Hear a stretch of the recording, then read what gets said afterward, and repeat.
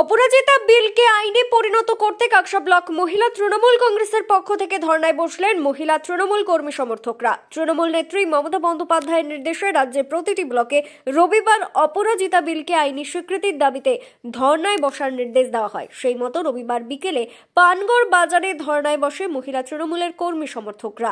এদিন এই ধর্না মঞ্চে কাকসা ব্লকের প্রতিটি প্রান্ত থেকে তৃণমূল কংগ্রেসের মহিলা কর্মী সমর্থকরা যোগ দেন। এদিন ধর্না মঞ্চে উপস্থিত ছিলেন ব্লকের মহিলা তৃণমূল কংগ্রেসের সভানেত্রী দেবযানী মিত্র। সকলকে তৃণমূল কংগ্রেসের পক্ষ থেকে আন্তরিক শুভেচ্ছা জানিয়ে আজকে এই প্রেক্ষাপটে যে অপরাজিতা বিল আজকে এসেছে, সেই অপরাজিতা বিল আসার কি প্রয়োজনীয়তা এবং সেই এখানে কেন্দ্রীয় সরকারের যে বিচারিতা, এগুলোকে আপনাদের সামনে তুলে ধরছি। এবং আগামী আপনারা যারা এখানে পদচলতি মানুষ থেকে বিভিন্ন দোকানদার যারা আমার কণ্ঠস্বর শুনতে পাচ্ছেন, যদি আমার সঙ্গে সহমত হন তবে তৃণমূল কংগ্রেসকে সমর্থন করে দু হাত দিয়ে আশীর্বাদ তুলে আগামী দিন আমাদের সঙ্গে চলবার শপথ গ্রহণ করবেন। আজকে এই অপরাজিতা বিল, যে এই অপরাজিতা বিল কিসের পরিপ্রেক্ষিতে আজকে আনতে হলো?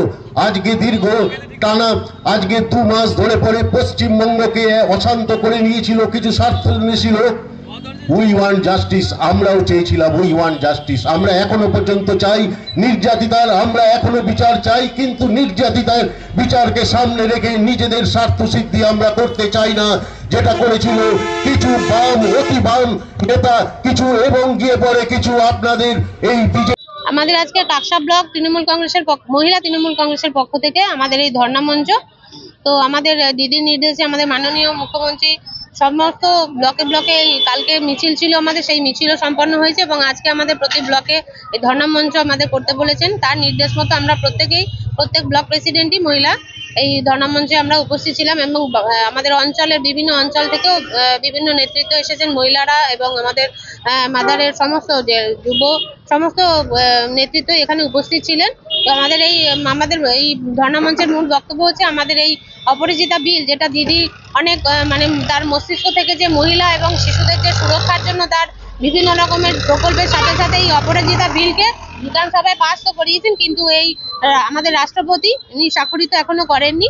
তো আমাদের অতি শীঘ্রই যাতে আমাদের এই বিল পাস হয়ে যায়, আমাদের বাংলার নারীরা যাতে সুরক্ষিত থাকে এবং শিশুরা যাতে সুরক্ষিত থাকে, তার জন্যই এই আমাদের ধর্ণা মঞ্চ।